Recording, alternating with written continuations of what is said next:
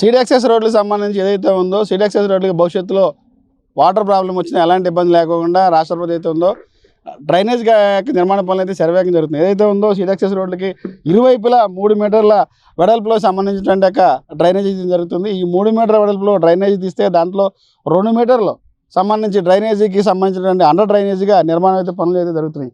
రాబోయే రోజుల్లో భవిష్యత్తులో ఏదైనా వాటర్ వచ్చినా ఫ్లడ్ వచ్చినా పైనుంచి వాటర్ ఏదైనా వచ్చినా ఈ సీడ్ యాక్సెస్ రోడ్డుకి ఇబ్బంది లేకుండా రోడ్డు పాడవకుండా పైనుంచి వచ్చే వాటర్ ఏదైనా సాగ్ అయినా ఏదైనా ఆగిపోయినా ఇదే డ్రైనేజీ ద్వారా ఈ డ్రైనేజీ దీని నుంచి కూడా ఈ ప్రకాశం బ్యారేజ్లోకి కలపడం జరుగుతుంది. భవిష్యత్ తరానికి భవిష్యత్తులో ఎలాంటి వాటర్ ఇబ్బంది లేకుండా ఎటువంటి నిర్మాణాలకు ఇబ్బంది కలగకుండా ఏదైతే ఉందో కొంతమంది వర్షం పడిన వల్ల అమరావతి మునిగిపోతున్న రకరకాలుగా చెప్పేటువంటి ఆ వ్యాఖ్యలకి ఇది ఒక అడ్డుకట్ట అని చెప్పాలి. ఏదైతే ఉందో పైనుంచి వచ్చే వాటర్కి భవిష్యత్తులో ఇబ్బంది లేకుండా ఈ యొక్క డ్రైనేజ్ ద్వారా ఈ యొక్క నిర్మాణం అయితే జరుగుతుంది. దాదాపు 3 మీటర్ల వెడల్పు అయితే ఉంది. ఈ 3 మీటర్ల వెడల్పులో 2 మీటర్లకు సంబంధించిన అండర్ డ్రైనేజ్ నిర్మాణం అయితే జరుగుతుంది. ఈ 2 మీటర్లకు సంబంధించిన ఒక డ్రైనేజ్ దాంట్లో ఈ పైనుంచి వచ్చే వాటర్ అంతా కూడా తీసుకెళ్లి ప్రకాశం బ్యారేజీలో కలపడం అయితే జరుగుతుంది. దీని ద్వారా రాబోయే రోజుల్లో అతి భారీ వర్షాలు వచ్చినా తుఫాను వచ్చినా ఎటువంటి వాటర్ వచ్చినా ఈ యొక్క రోడ్డు నిర్మాణాలకు కానీ సీడ్ యాక్సెస్ రోడ్డు కానీ ఎలాంటి ఇబ్బంది లేకుండా ఈ అమరావతి ప్రాంతంలో ఉన్నటువంటి